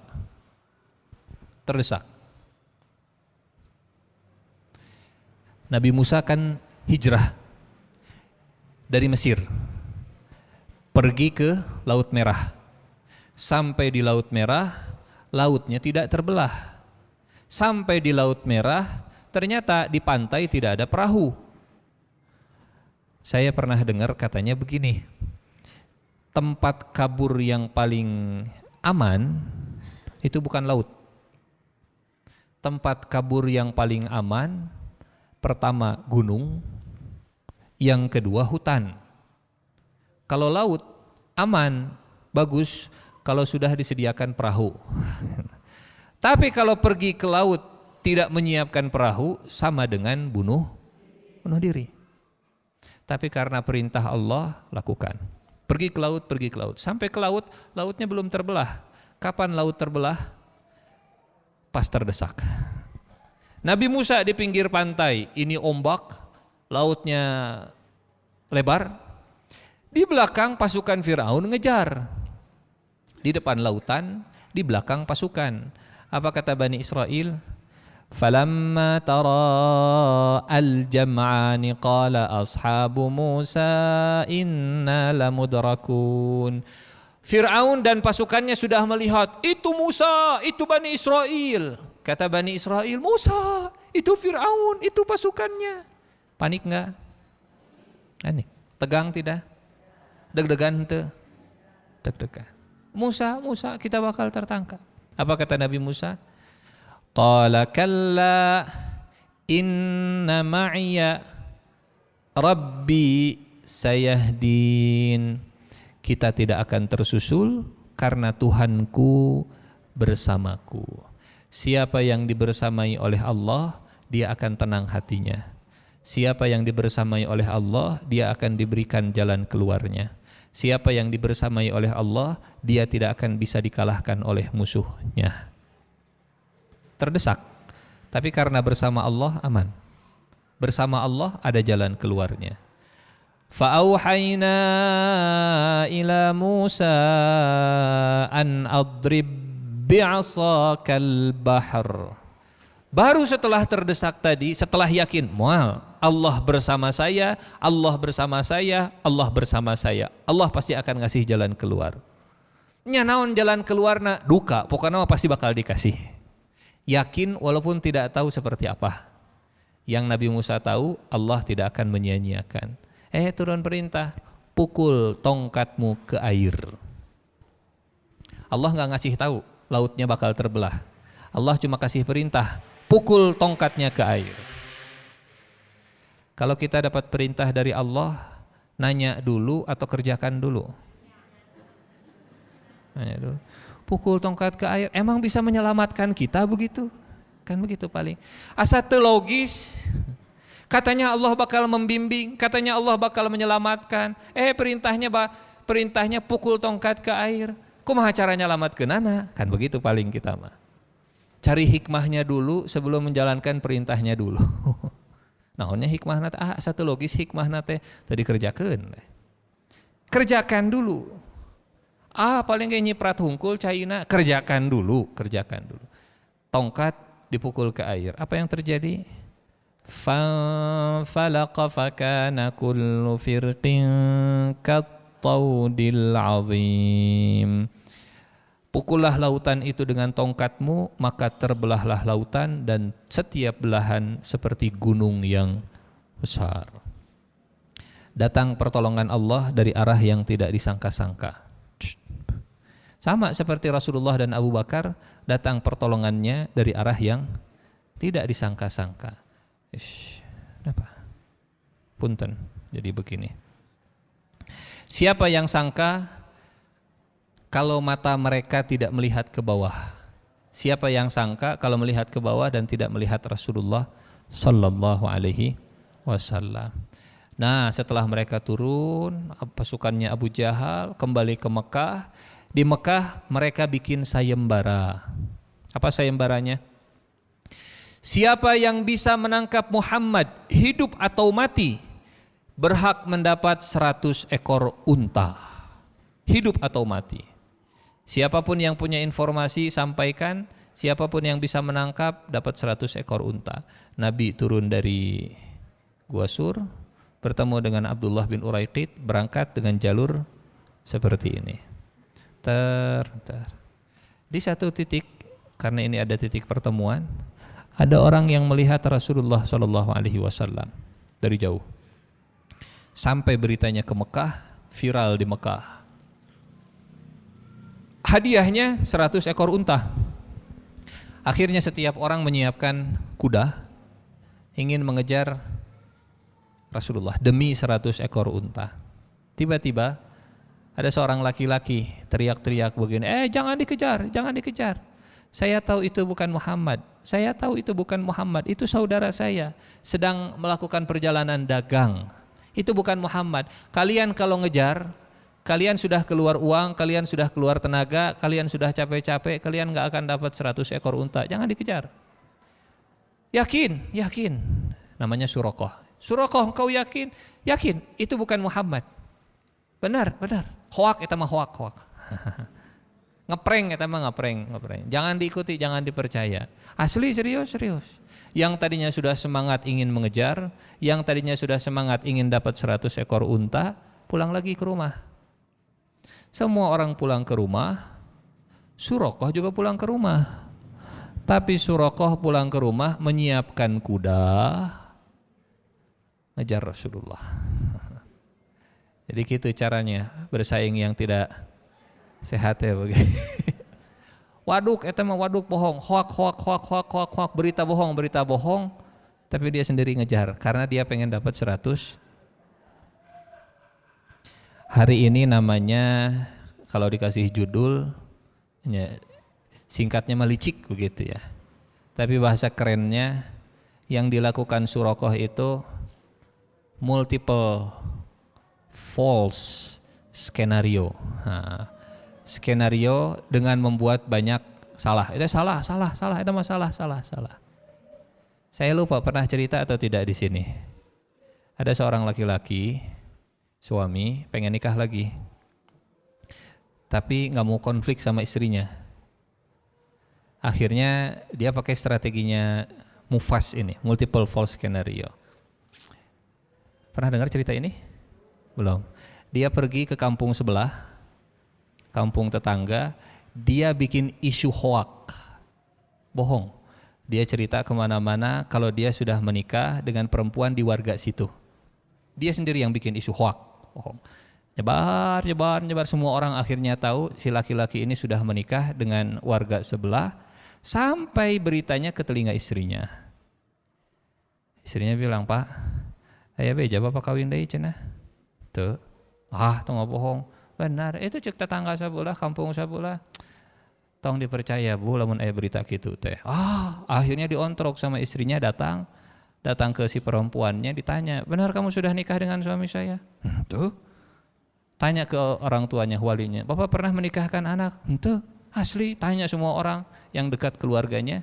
Enggak pernah. Benar. Saya belum menikah, masih belum menikah lah. Yakin demi Allah henteu. Akhirnya pulang ke rumah, datang ke suami bilang, "Pak, ini kan henteunya, enya matakna hoak eta mah hoak." Matak lamun aya berita siga kitu teh tong dipercaya, Bu. Oh nya. Sudah kebaca ya, Bu ya. Bulan berikutnya dia pergi ke kampung yang lain, dia bikin berita bohong lagi, berita bohong yang kedua. Sampai nyebar sampai ke telinga istrinya. Istrinya marah lagi, "Pak, aya meja deui bapak kawin cenah." Bu, tong percaya, pan bulan kamari ge bohong. Si bapak mah periksa, tanya, ternyata benar bohong. Pulang, "Pak, benar geuningan bohong." Mun aya berita kitu tong dipercaya. 3 kali berturut-turut bikin multiple false skenario dengan sengaja membuat salah supaya orang percaya bahwa kalau ada yang seperti itu pasti salah. Setelah 3 kali si ibunya istrinya itu bilang, "Nyanya sok aya wae berita miring tentang bapak mah nya matakna." Kali yang keempat mah beneran. Pas beneran nyampe ke telinga istrinya, kata istrinya, "Kamari wae hoak." Kata suaminya, "Yes." Itu namanya mufas. Itulah yang dilakukan Suraqah sama gitu. Bohong. Apa hikmahnya buat kita? Kalau ada yang menyebut hoak, jangan capek untuk terus tabayyun. Jangan lelah untuk terus cross check karena tidak jarang menyembunyikan kebenaran dengan bungkusnya. Misal ditemukan penyelundupan narkoba, hoak eta mah. Penyelundupan narkoba, hoak. Sampai akhirnya setiap orang yang baca berita penyelundupan narkoba sudah enggak percaya lagi. Dan karena orang sudah enggak percaya kalau ada berita penyelundupan narkoba, asli diselundupkan setelah itu. Itu namanya multiple false skenario. Skenario sengaja membuat banyak salah supaya orang bingung, supaya orang percaya kalau ada berita begitu pasti bohong. Padahal di balik itu ada kebenaran yang sedang disembunyikan. Itu teh ilmu sejarah yang ilmu strategi hari ini dipakai. Jadi ibu-ibu sekarang sudah tahu ilmunya ya. Ada apa dengan mufas? Berangkat Suraqah ngejar Rasulullah Sallallahu Alaihi Wasallam. Bu, dari kejauhan, kan Abu Bakar muter tadinya, depan, kanan, kiri, belakang muter. Sampai akhirnya waktu Abu Bakar lagi di belakang, Abu Bakar melihat ada debu naik ke atas. Ini pasti ada orang yang mendekat ke sini. Kan di padang pasir mah begitu. Kalau ada orang mendekat pasti kelihatan dari debunya dulu dari jarak jauh. Kata Abu Bakar, ya Rasulullah, ada orang yang mendekati kita ya Rasulullah. Ada orang yang sedang mengejar kita. Ini tanda kalau Rasulullah bukan penakut, tapi ikhtiarnya maksimal. Dengan tenang Rasulullah ngangkat tangan dan berdoa begini, Allahumma kfinihi bima syi'ta. Ya Allah, cukupkan saya dari urusan orang tersebut dengan cara apapun yang Kau kehendaki. Allahumma kfinihi bima syi'ta. Apa yang terjadi? Itu Suraqah dari Mekah ngejar Rasulullah, tiba-tiba pas semakin dekat terperosok kudanya dan jatuh. Kata Suraqah, saya enggak pernah jatuh, saya penunggang kuda yang handal. Kenapa tiba-tiba saya jatuh? Naik lagi ke kudanya, dikejar lagi, makin dekat makin sering jatuhnya. Di situ Suraqah sadar bahwa Rasulullah Sallallahu Alaihi Wasallam dilindungi, dijaga. Akhirnya dari kejauhan kata Suraqah begini, ya Muhammad. Kan di padang pasir. A'tinil aman. Hai Muhammad, tolong berikan saya jaminan keamanan. Saya enggak mau jatuh terus-terusan. Ibu lihat, punten. Biasanya yang minta keamanan, yang minta keselamatan, yang ngejar atau yang dikejar? Yang dikejar. Yang dikejar. Tapi karena Allah bersama Nabi, Allah berdoa dengan, Rasulullah berdoa dengan doa tadi, Allahumma kfinihi bima syi'ta. Doa yang diajarkan oleh Nabi kalau kita ada di posisi sedang terdesak, orang ingin mengganggu, orang ingin menjelekkan kita, Allahumma kfinihi bima syi'ta. Ya Allah, cukupkan diriku dengan Engkau yang memperlakukan mereka. Ya Allah, lindungi saya dengan cara yang Engkau kehendaki. Cukupkan saya dari semua manusia, cukuplah Engkau yang kemudian mengurus orang tersebut. Situasi jadi kebalik. Muhammad, tolong selamatkan saya, tolong berikan saya keamanan. Kata Rasulullah, engkau aman. Akhirnya Suraqah jalan pelan-pelan, si terprosok lagi. Sampai akhirnya dekat ke Rasulullah, berhadap-hadapan dengan Rasul. Kata Nabi, kenapa engkau mengejar? Hai Muhammad, saya mengejarmu karena saya ingin dapat 100 ekor unta. Ada sayembara di Mekah, siapa yang berhasil menangkapmu hidup atau mati, dapat 100 ekor unta. Kata Nabi, maukah engkau aku berikan yang lebih baik dari 100 ekor unta? Apa itu? Kata Rasulullah SAW, gelangnya Raja Persia. Ibarat begini Bu ya, ada orang yang sedang dikejar di tengah hutan, tiba-tiba yang dikejar ini bilang begini, saya kasih kamu jam tangannya Presiden Joe Biden, presidennya Amerika. Saya kasih kamu jam tangannya Vladimir Putin, presidennya Rusia. Saya kasih kamu jam tangannya Xi Jinping, presidennya Cina gitu. Lagi di hutan, Rasulullah bicara Persia. Sampai si Suraqah ini bingung. Hai Muhammad, engkau menjanjikan saya gelangnya Raja Persia? Persia? Kata Rasulullah, Persianya Kisra bin Hurmuz. Saya janjikan gelangnya jadi milikmu.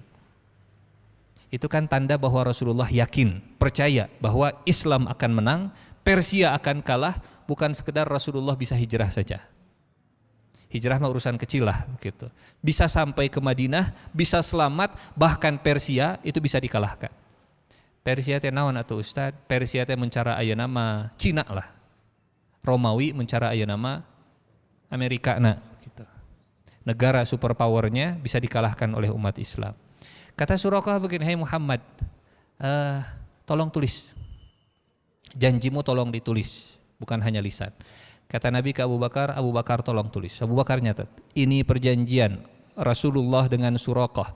Rasulullah menjanjikan gelang Raja Persia.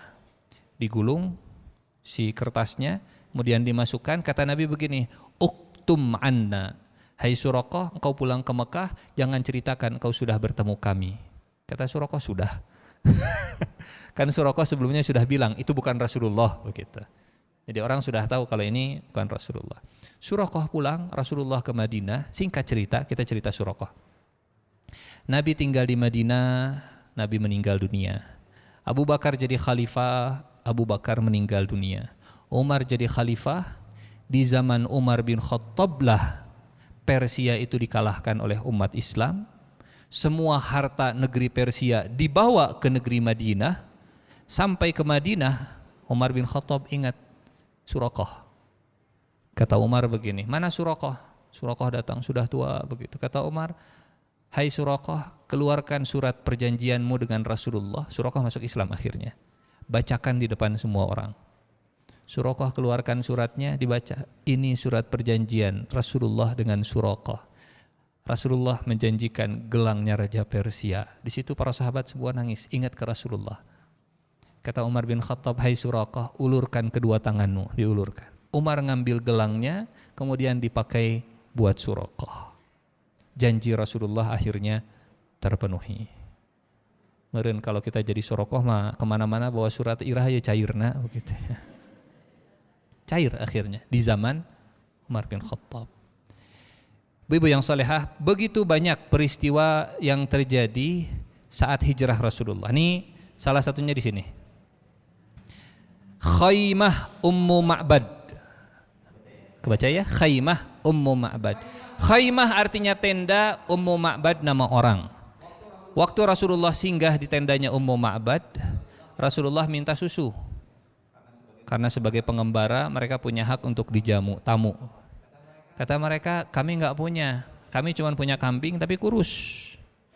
Kata Rasulullah, sini bawa kambingnya, enggak apa-apa yang kurus juga. Dibawa kambingnya, dielus-elus perutnya oleh Nabi sambil didoakan. Setelah itu tiba-tiba perutnya membesar, kemudian diperas oleh Abu Bakar As-Siddiq. Diperas. Setelah diperas kemudian disuguhkan. Abu Bakar haus, Rasulullah juga haus. Kata Abu Bakar begini, ya Rasulullah silahkan minum. Abu Bakar yang meres, setelah itu diserahkan ke Rasulullah. Nabi minum, klak klak klak klak klak klak klak sampai gelasnya habis, sampai wadahnya habis, sampai susunya habis. Apa kata Abu Bakar? Fasyariba Rasulullah sallallahu alaihi wasallam hatta tawaitu. Maka Rasulullah meminum susu kambing tersebut sampai habis dan saya pun ikut kenyang. Siapa yang minumnya? Siapa yang kenyangnya? Orang kalau sudah cinta, yang makan orang lain, yang kenyang kita juga. Itu tanda cinta. Tanda cinta tuh begitu. Ada makanan, sisa tinggal sedikit, kita kasih ke anak-anak, anak-anaknya bahagia, kita orang tuanya juga ikut bahagia. Itu tanda cinta. Fasyariba Rasulullah sallallahu alaihi wasallam hatta tawaitu. Dan setelah habis, setelah diminum, balik lagi. Si perutnya jadi kecil lagi. Jadi memang barokah dari doanya Rasulullah sallallahu alaihi wasallam. Ini kita lewat sampai akhirnya. Nah, kita singkat, nanti pertemuan berikutnya kita lanjutkan. Nabi di Gua Sur 3 hari. Kemudian perjalanan dari Gua Sur sampai ke Madinah, belum sampai ke Madinah, sampai ke Quba 11 hari. Kemudian di Quba selama 4 hari. Kemudian setelah itu masuk ke Madinah, datang ke kota Yasrib di hari Senin. Di hari Senin. Jadi hari Jumat datang ke Quba, nginap di Quba, tinggal di Quba 4 hari. Jumat, Sabtu, Ahad, Senin. Hari Senin dari Quba kemudian berangkat ke Madinah, karena Madinah Quba tidak jauh. Jaraknya hanya sekitar 5 km. Rasulullah sallallahu alaihi wasallam bergerak dari Gua Sur, turun dari Gua Sur hari Senin. Ya. Dari hari Jumat beliau keluar rumah, kemudian naik ke Gua Sur hari Jumat, 3 hari di Gua, mulai berangkat hari Senin. Hari Senin, 11 hari, Senin, Selasa, Rabu, Kamis, Jumat, Sabtu, Ahad, Senin, Selasa, Rabu, Kamis, Jumat, baru sampai ke Quba. Nah, jadi berangkat dari Gua Sur hari Senin sampai ke Madinah juga hari Senin. Memang hari Senin ini hari yang banyak keistimewaannya dalam hidup Nabi. Lahirnya hari Senin. Wahyu pertama juga hari Senin.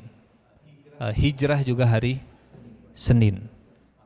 Maka jangan membenci hari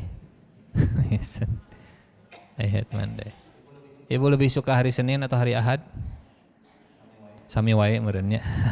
Sami wae. Insyaallah. Sampailah Rasulullah di Quba dan ibu punten. Ali bin Abi Thalib waktu hijrah itu nyusul Rasulullahnya jalan kaki 450 km dari Mekah ke Madinah, jalan kaki sampai ke Quba. Kakinya Ali bin Abi Thalib itu bengkak gitu. Kuat tidak fisiknya Ali? Kuat. Tapi lebih kuat lagi fisik Rasulullah sallallahu alaihi wasallam. Nanti kita cerita sekuat apa fisiknya Nabi insyaallah. Ini mungkin yang bisa disampaikan perjalanan hijrahnya Rasulullah sallallahu alaihi wasallam. Mudah-mudahan apa yang disampaikan jadi ilmu yang bermanfaat. Mudah-mudahan menambah kecintaan kita kepada Rasulullah sallallahu alaihi wasallam. Saya kembalikan lagi ke moderator. Mohon maaf untuk segala kekurangan. Terima kasih untuk segala perhatian. Assalamualaikum warahmatullahi wabarakatuh. Masya Allah, barakallah atas ilmunya hari ini Ustaz. Membuka pertanyaan Ustaz. Mangga bunda-bunda dari apa yang tadi disampaikan mungkin ada yang mau dipertanyakan. Mangga dibuka untuk pertanyaan tiga pertanyaan saja. Mangga. Ada yang bertanya bunda? Mangga bunda.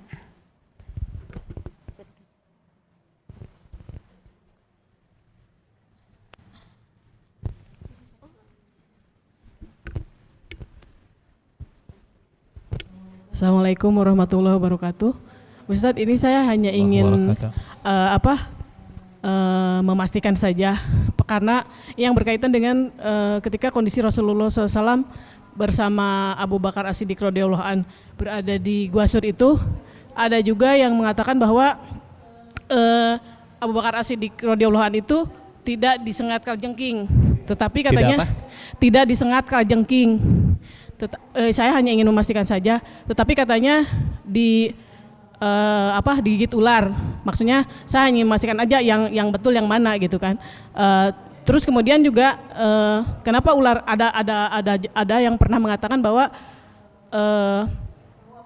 ular yang menggigit itu sebenarnya dia itu sudah menunggu lama ingin bertemu dengan Rasulullah. Apakah cerita seperti itu yang saya dengar itu benar atau tidak gitu kan?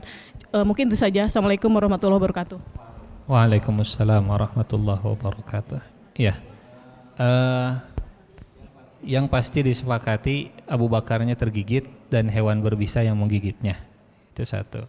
Apakah kemudian ular atau kalajengking? Salah satunya lah pasti begitu ya.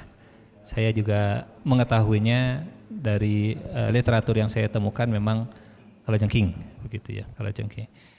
Ala kulli hal, adapun apakah hewan tersebut marah karena ditutup oleh Abu Bakar gitu. Wallahu a'lam.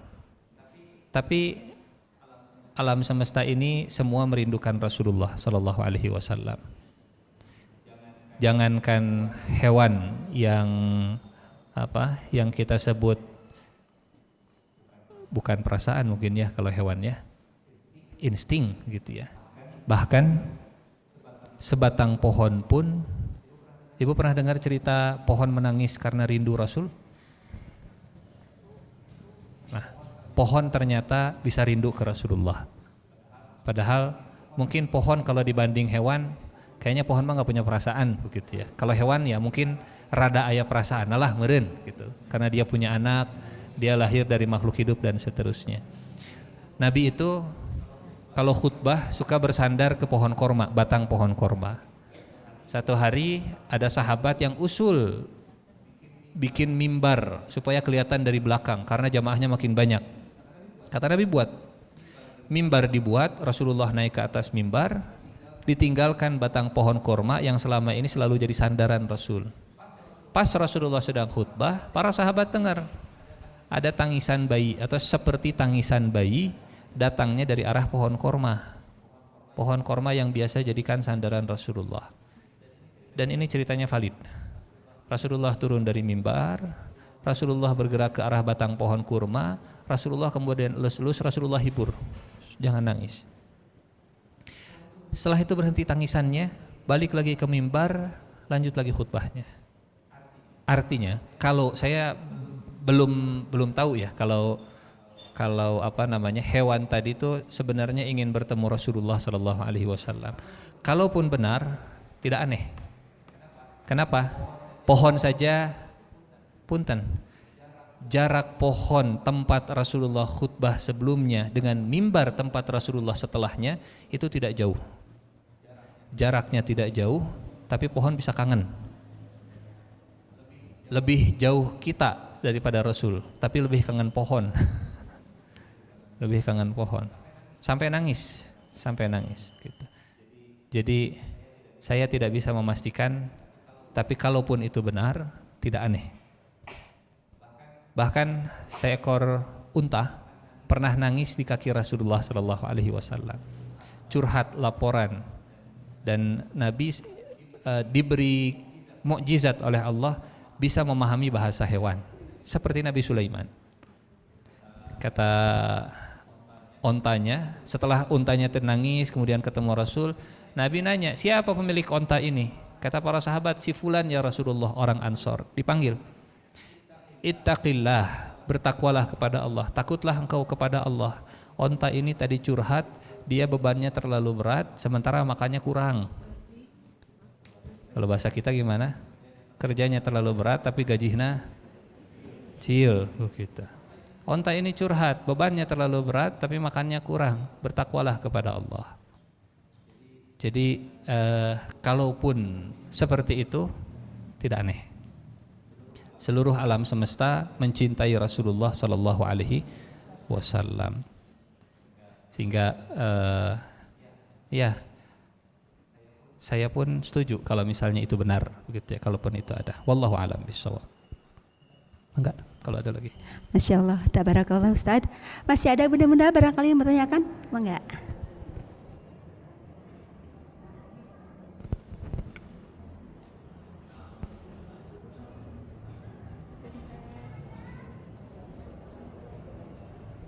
Assalamualaikum warahmatullahi wabarakatuh. Assalamualaikum warahmatullahi wabarakatuh. Enggak. Izin bertanya, yang di doa yang di barusan tadi waktu Rasulullah dikejar Abu Jahal, apakah bisa diaplikasikan apabila kita Suraqah. terdesak? Ya.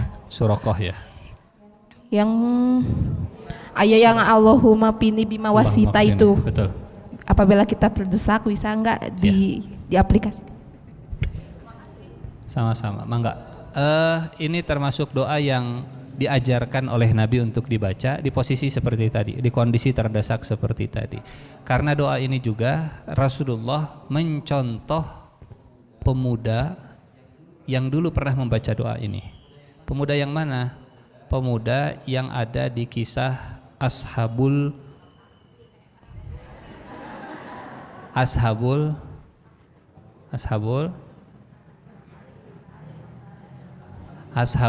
Ukhdud, sanes ududnya Ukhdud pakai kha. Ashabul Ukhdud itu kisahnya ada di surat Al-Buruj pakai J. Al-Buruj. Qutila ashabul ukhdud an-nari dzatil waqud, dan seterusnya. Ada anak muda, dia belajar sihir karena pintar, dikasih beasiswa kuliah di fakultas sihir. Dosennya paling pintar supaya jadi penerus tukang sihir di istana. Tapi di saat yang sama dia juga belajar ilmu tauhid. Ilmu putih dipelajari, ilmu hitam dipelajari, sampai akhirnya dua ilmu dia kuasai, bingung. Ya, ilmu mana yang harus diaplikasikan, ilmu mana yang harus dipraktekkan. Satu hari dia ketemu hewan buas ngeganggu jalanan. Di situ dia berdoa, ya Allah, kalau memang ilmu tauhid lebih Engkau ridhoi daripada ilmu sihir, bunuhlah hewan buas ini dengan izinmu. Dilempar batu, ternyata mati. Sejak saat itu dia lebih percaya ilmu tauhid itu lebih bagus daripada ilmu sihir. Ditinggalkan ilmu sihirnya, dia praktek ilmu tauhid. Dan sejak saat itu orang tahu, oh ini pemuda hebat nih, dia bisa membunuh hewan buas dengan batu. Akhirnya banyak yang datang, Kang, pangdoakeun abi lah, abi teu damang. Ka dia doakeun sembuh. Akhirnya viral. Semua yang ingin berobat sampai sembuh tuh datang, nanti didoakan. Nyebar viral, senegara jadi tahu. Si raja dengar, dipanggil. Kamu sudah mengajarkan? Iya, saya sudah mengajarkan orang. Kenapa kamu tidak belajar ilmu sihir? Enggak, ilmu sihir itu enggak benar. Ini sudah dikasih beasiswa, malah belajar ilmu yang lain begitu. Akhirnya si pemuda ini diancam dibunuh. Dibawa ke atas gunung, yang membawanya pasukan pembunuh lah, pasukan elit, pasukan pembunuh. Sampai di atas gunung dia berdoa, Allahumma kfinihi bima syi'ta. Apa yang terjadi? Yang tadinya mereka mau membunuh si pemuda, yang terjadi mereka yang akhirnya berjatuhan di atas gunung. Si pemuda balik lagi ketemu si raja, kata si raja, mana pasukan saya? Mereka mati. Ya sudah, ditangkap lagi si pemuda ini, dibawa ke tengah lautan, mau ditenggelamkan, dilemparkan di tengah laut. Gitu. Pas dibawa ke tengah laut, dia berdoa lagi, Allahumma kfinihi bima syi'ta. Yang terjadi, yang mau membunuhnya malah tenggelam. Si pemuda tadi selamat. Gitu. Doa itulah yang dibaca oleh Rasulullah, yang mengejar berubah jadi yang minta diselamatkan. Seperti itu. Jadi ini termasuk doa yang bisa diamalkan, bisa dipraktekkan. Allahumma kfinihi bima syi'ta. Wallahu a'lam bishawab. Enggak. Masya Allah, bisa dihafalkan ya bunda-bunda, bisa diamalkan mungkin mudah-mudahan apa yang kita baca Allah mendengarnya. Masih ada satu pertanyaan lagi, mangga bunda, barangkali masih ada mau bertanya? Alhamdulillah sepertinya ya, mudah-mudahan tidak ada yang bertanya lagi. Alhamdulillah hari ini sudah tidak ada yang bertanya lagi, insya Allah. Alhamdulillah alamin. Ustadz, hatur nuhun, barakallah atas ilmunya hari ini. Mudah-mudahan apa yang kita dapatkan hari ini menjadikan bekal buat kita bahwa begitu perjuangan Rasulullah untuk hijrah itu sangat susah sekali. Jadi bunda-bunda pun mudah-mudahan dengan mendapatkan ilmu hari ini semakin semangat, mengingatkan terus untuk berhijrah dari hari ke hari untuk lebih baik, mulai dari ibadah maupun berkehidupan. Syukran jazakallahu khair Ustaz atas ilmunya hari ini. Bunda-bunda, alhamdulillah hari ini kita sudah mendapatkan ilmu. Kita doakan terus semoga Ustadz selalu sehat dan selalu menebarkan ilmunya, ladang dakwah kita subur oleh ustadz-ustadz kita. Kepada Ustadz hatur nuhun pisan, fi amanillah, salam buat Umi dan keluarga di rumah. Sebelum kami tutup acara kajian hari ini, ada beberapa pengumuman yang saya sampaikan. Yang pertama adalah untuk kajian pekan depan karena bertepatan dengan 17 Agustus ya Bunda ya, jadi diliburkan. Insya Allah nanti di pekan selanjutnya tanggal 24 Agustus kita akan bertemu lagi bersama Ustadz Agus ya Bunda ya. Kemudian pengumuman yang kedua, kami masih menerima donasi untuk karpet Bunda. Insya Allah di depan ada, di meja tamu ada kotak. Insya Allah nanti bunda-bunda bila mau berinfak bersedekah untuk karpet silahkan di sana. Dan yang ketiga, untuk kajian kita setiap Kamis, alhamdulillah sudah diliput ya Bun ya, ada videonya, boleh Bunda lihat di channel UBM Bun ya. Tolong di share, like dan subscribe ya. Insya Allah untuk setiap kajian sudah ada, dan terima kasih kepada Kang Irwan yang sudah meliput kajian-kajian kita di setiap hari Kamis. Baik bunda-bunda, mari kita sama-sama tutup kajian hari ini dengan membaca hamdalah, istighfar 3 kali dan doa kafaratul majelis. Alhamdulillahirobbilalamin, astagfirullahaladzim, astagfirullahaladzim, subhanakallahumma wa bihamdika asyhadu an la ilaha illa anta astaghfiruka wa atubu ilaik. Kami segenap pengurus Humairah mohon maaf bila ada salah atau hilaf. Wassalamualaikum warahmatullahi wabarakatuh.